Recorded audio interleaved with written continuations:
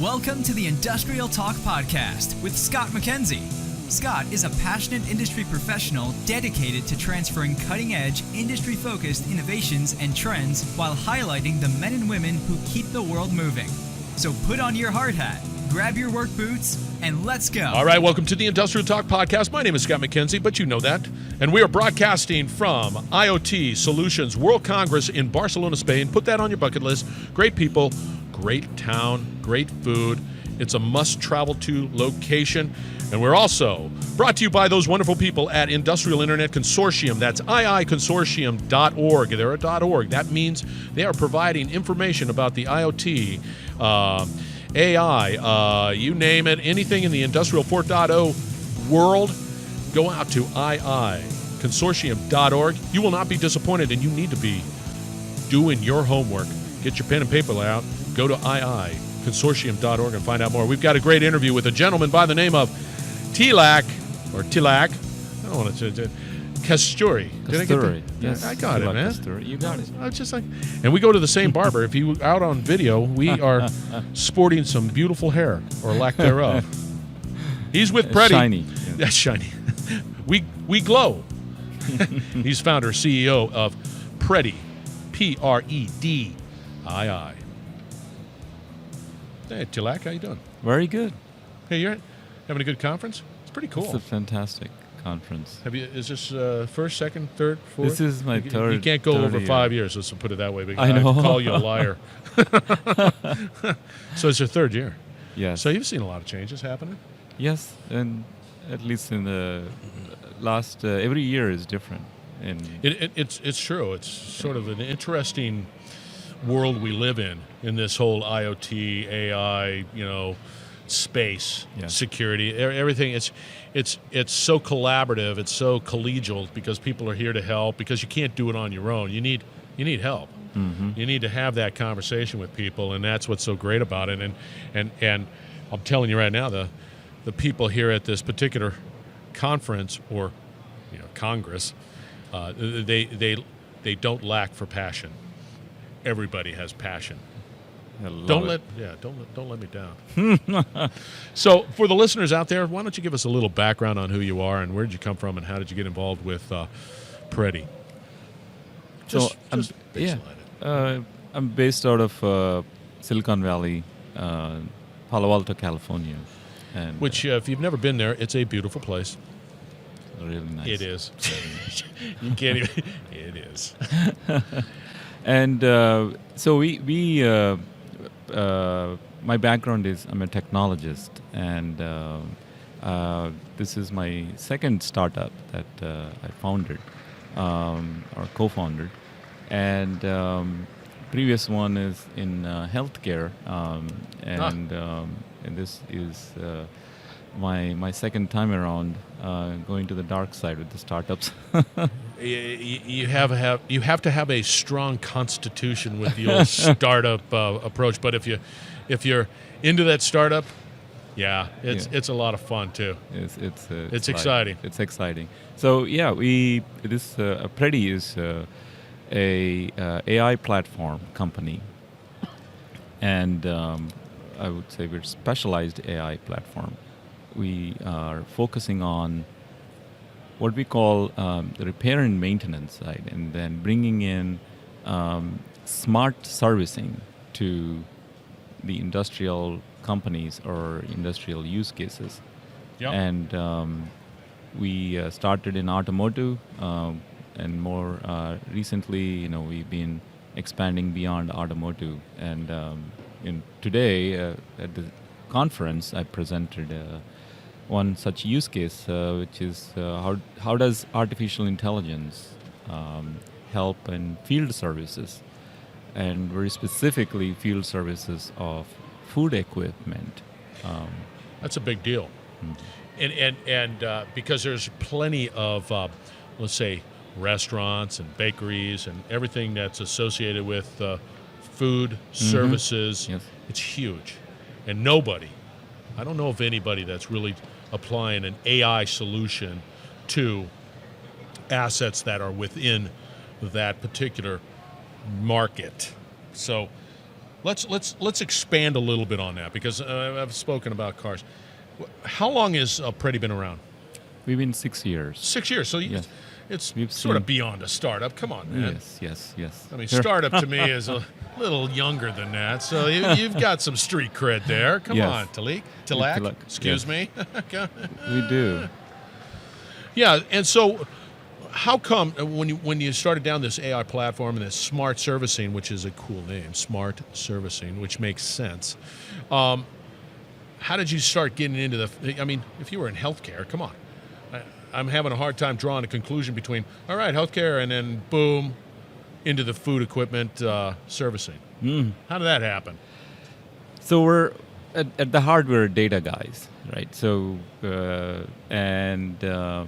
what drives us is how does data becomes actionable to Yep. companies and to the end user, and AI is perfect in making sense out of seemingly nonsense, right? So Yep. that is where AI comes into play, and we kind of, because of our experience, stayed very close to outcomes and how does it help a real world human being. And so so much of technology is focused on building new products and new gadgets, and then why not help a human with the whole core of AI is Right. about mimicking a human being, and here we are forgetting the end technician in the field, Yeah. or call center dispatchers.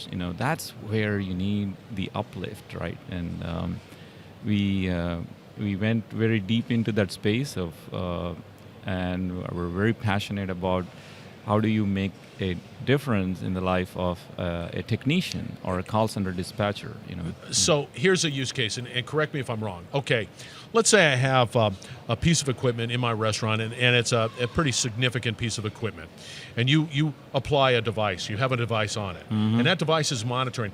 The challenge I see for you is I might, at this restaurant, have a refrigerator that is one type, and then a refrigerator that's a different type at another location, and then another location, and then applying an AI type of framework around that. What's bad over here might be okay over here from a data point of view, and being able to create those analytics behind it. How are you wrestling with that? So let's talk about data here a little bit. Let's talk data. About data. So because when you talk servicing, a servicing doesn't just say I want to service the new equipment, as you said, a Right. new refrigerator or new dishwasher. We're talking commercial grade equipment. Oh, we're So, talking big stuff. Big We're stuff. big, So significant stuff. These are mission critical. Mission. And Yeah. there's no backup for it. You can't just run down to Run down to the local yes. store and grab a big refrigerator or a mixer and, or whatever. They don't buy multiples of these. And, No. once it's down, your business is down. Yeah, that's it. So the data that we're dealing with is in the servicing side. You have, I call it old equipment. You have new equipment. You have connected equipment. Yep. Or IoT Yep. powered equipment. Yep. And you have also humans that are experienced or less experienced, and now you throw all of this into cloud, right? So Yep. it's very unique that when we're dealing with servicing, you need to be able to make sense out of all of this ecosystem of data that's Yep. coming into your data lakes, let's say. And I know data lakes. I understand Absolutely. it. It's, So now- outside of the word picture, it's fantastic. This It's a looks word. great, Yeah, that's right. Data lake, baby.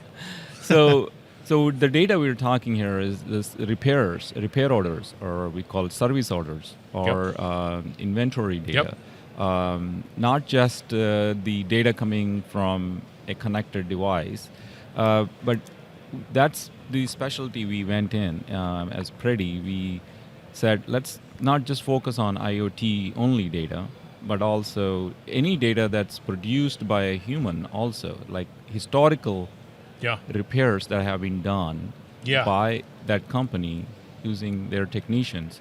There's a lot of knowledge that's kind of the secret sauce, right, for that particular company. Yeah. And how about bringing that, and it's almost like you going to school and learning and then building experience by working. We're trying to bring all of that into a box, right? So, Right. And then making it available to so we call it intelligence as a product, let's say. Yep. Now you're a call center dispatcher, you're getting a customer call, and something is leaking from the bottom, let's say. That's a frustrated customer calling you. How about bringing that intelligence that we produced from historical data to guide the call center dispatcher and say, yes, this is probably related Right. to the vacuum breaker. That's not the knowledge that a call center technician will never. They would never know. They will never know, and No. they're not trained for all these products, and that's what we were bringing. So it's like augmenting intelligence where it is needed. Right. So you're trying to get that that data, and saying, okay, I'm a call center. I'm going to back up a little bit. Is there a vision to be able to sort of proactively contact a maintenance individual, right? So let's say I am sensing that this asset is having some issues with it, and it's whatever the data is. I know I'm seeing it, and I think there's a predictive component. It's like, hey, the water pump is going bad or whatever. It seems like it is. I can tell because of the parameters.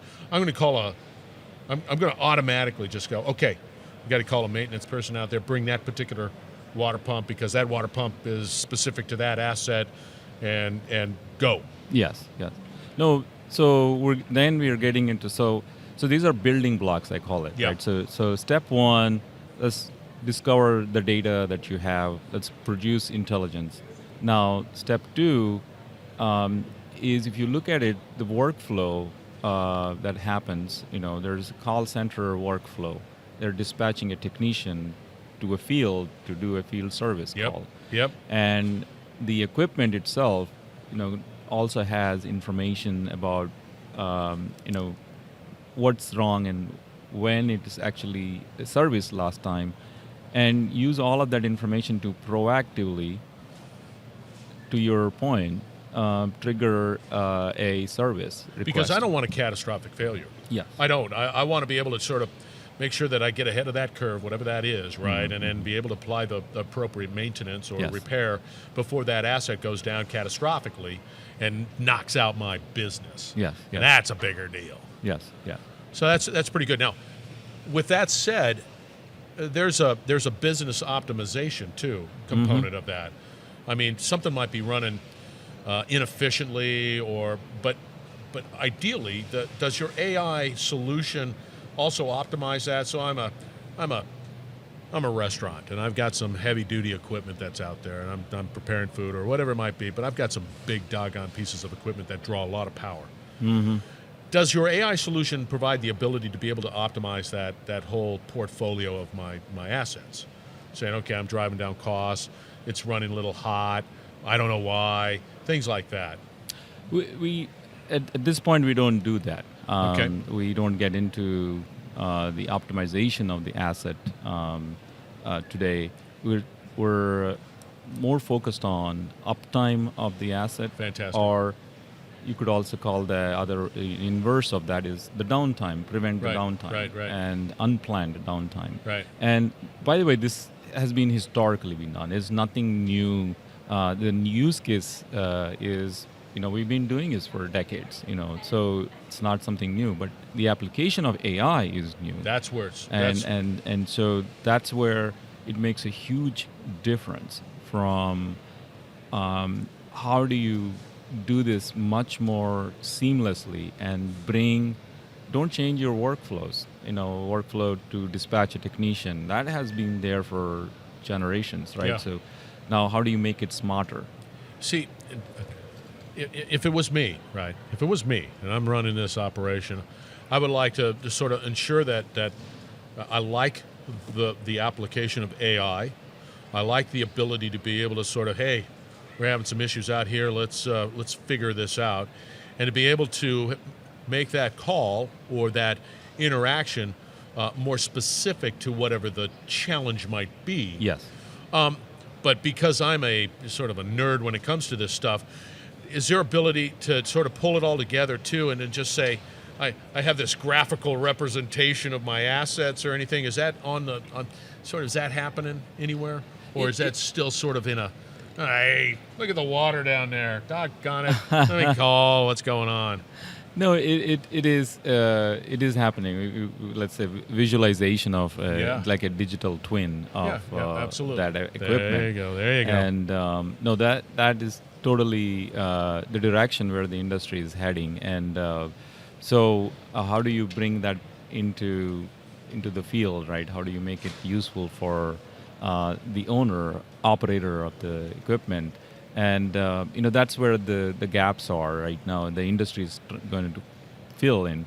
So these are all the roadmaps that where the industry is heading, and you. So really, where do you see it going? Put your future hat on. Where do you see it going? How's that?